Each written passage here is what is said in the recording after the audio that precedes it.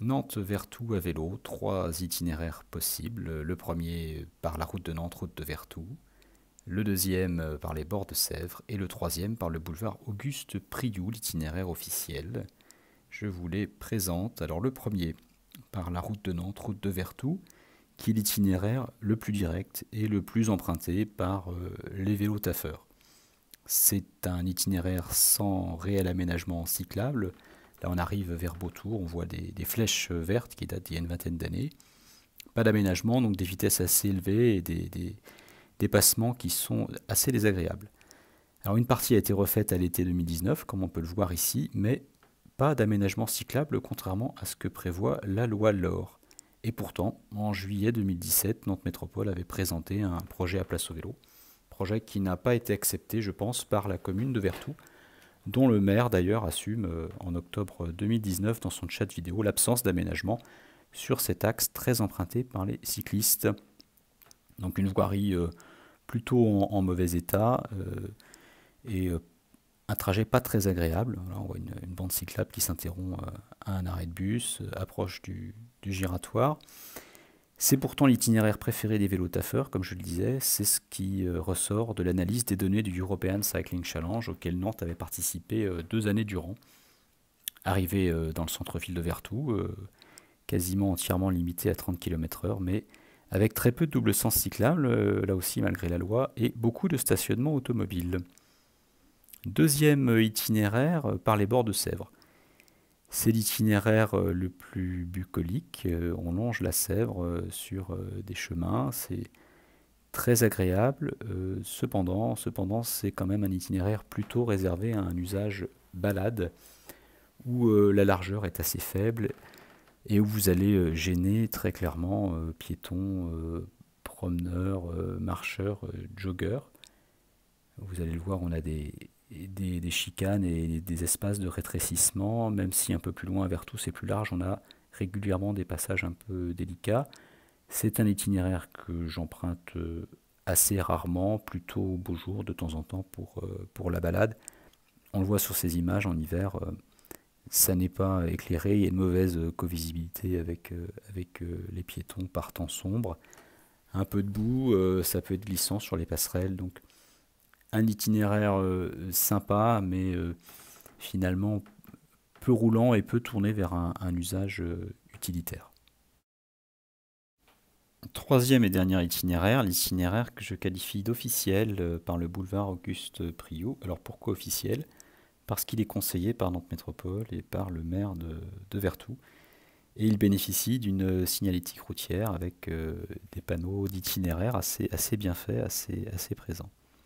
Alors, l'inconvénient de cet itinéraire, c'est qu'il présente un détour quand même assez significatif et qu'il est peu homogène dans son aménagement. Donc là, on a à franchir plusieurs giratoires. Ici, c'est en travaux actuellement, donc on ne peut plus passer par là où je m'engage. Des bandes cyclables sur un boulevard urbain. On va arriver sur un nouveau giratoire. Donc comment prendre un giratoire, vous le savez. Comme je le fais en cycliste aguerri, on se met au milieu de la voie, puis au milieu du rond-point. On prend sa place et on signale bien ces changements de direction. Ou alors vous pouvez tenter, comme ne l'indique pas ce panneau de fin d'aménagement conseillé, vous pouvez emprunter les passages le long des passages piétons, puisqu'il y a un petit peu de peinture vélo, hein, puis vous roulez sur le trottoir. Moi je n'appelle pas ça un aménagement cyclable, il ne donne pas du tout confiance aux usagers vulnérables. Heureusement, ce climat urbain assez défavorable prend fin et on arrive sur une piste cyclable, il y en a une de part et d'autre, de ce boulevard Auguste Priou, aménagé par le conseil départemental. Un itinéraire, un aménagement assez roulant, quoique pas très lisse, bon, avec l'inconvénient quand on a des itinéraires comme ça avec des végétaux et il y a des branchages, des feuilles, donc ça nécessite un entretien assez régulier. La voirie à côté est limitée à 70 km/h, il y a même un passage piéton, c'est un peu sportif. Regiratoire, où on est sur le trottoir avec des traversées, voilà, est-ce que vous appelez ça un aménagement? Pas moi. Et la présence de nombreux glands là, puisqu'on a des chaînes, donc c'est assez glissant, faire attention. Ça a été nettoyé depuis, suite à mon signalement dans ma poche, merci au pôle de proximité.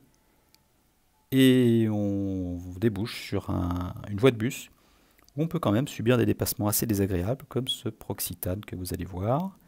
Voilà, sympa, très vite, assez proche. Donc là, j'ai réagi. D'habitude, je suis plutôt flegmatique, mais là, il m'avait vraiment fait peur. Regiratoire encore. Alors, pas de pseudo-aménagement sur ce giratoire, puisqu'on ne voit pas les fameuses peintures le long des passages piétons censées vous protéger. On est à côté du décathlon et de la construction d'un nouveau parking à cet endroit.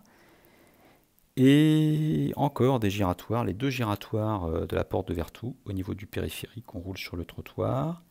Pas de petite figurine vélo le long du passage piéton parce que la direction des routes qui dépend de l'État n'en veut pas. Un cédé le passage pour les cyclistes, contrairement au giratoire de la rivière à la Chapelle-sur-Erdre. On passe au-dessus du périphérique et on va essayer de ne pas se prendre le panneau. Voilà, oh coucou.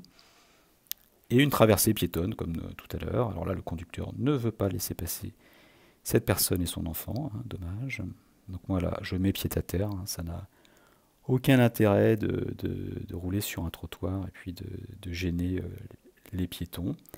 Et je vais reprendre ma route le long du busway avec des bandes cyclables, ni à stationnement dangereux régulièrement. Bon, la mairie est au courant, il n'y a pas grand chose qui change malheureusement. Donc on va voir là le long de cet itinéraire, toujours les fameux panneaux, hein, qui, de ce point de vue-là, c'est une réussite, cet itinéraire, c'est assez bien signalé. Et on va quitter le busway pour s'enfoncer dans les petites rues entre Vertou et Nantes. On va traverser différentes zones 30. Alors des zones 30 à la nantaise, hein, avec de la peinture, des panneaux, mais peu de dispositifs physiques. Alors, on aura la chance de voir un ralentisseur un peu plus loin. On remarque les refuges piétons sur les passages piétons qui sont de plus en plus aménagés là à Nantes, parfois d'ailleurs au détriment des bandes cyclables. On va déboucher ensuite de nouveau, on va croiser le busway, déboucher, on doit être rue de la Gilarderie, là, zone 30. Et cette rue débouche sur la rue Mauvoisin, sur une piste cyclable, une petite piste cyclable qui relie cette rue Mauvoisin au giratoire du Clos Taureau. Alors sur cette piste, vous aurez le bonheur de croiser des motards, des scooters et même parfois des conducteurs de quad. Bon, c'est signalé, il ne se passe pas grand chose là non plus. Débouché sur un giratoire assez dangereux, plusieurs cyclistes renversés. Nantes Métropole aurait dans ses cartons un projet d'aménagement pour sécuriser davantage ce giratoire. Et enfin, on va retrouver le boulevard Émile Gabory ou route de Vendée qui nous mène au centre-ville de Nantes. Alors là, coucou, il y avait un stationnement. Apparemment, il n'était pas en panne le véhicule, je ne sais pas ce qu'il faisait là. Ce boulevard a été réaménagé en 2006 pour le passage du busway, mais avec une simple bande cyclable. Et vu le trafic et vu les engins lourds que vous croisez, plus de trop nombreux conducteurs de motos ou de scooters, c'est assez désagréable. Voilà les 3 parcours pour aller de Nantes à Vertou.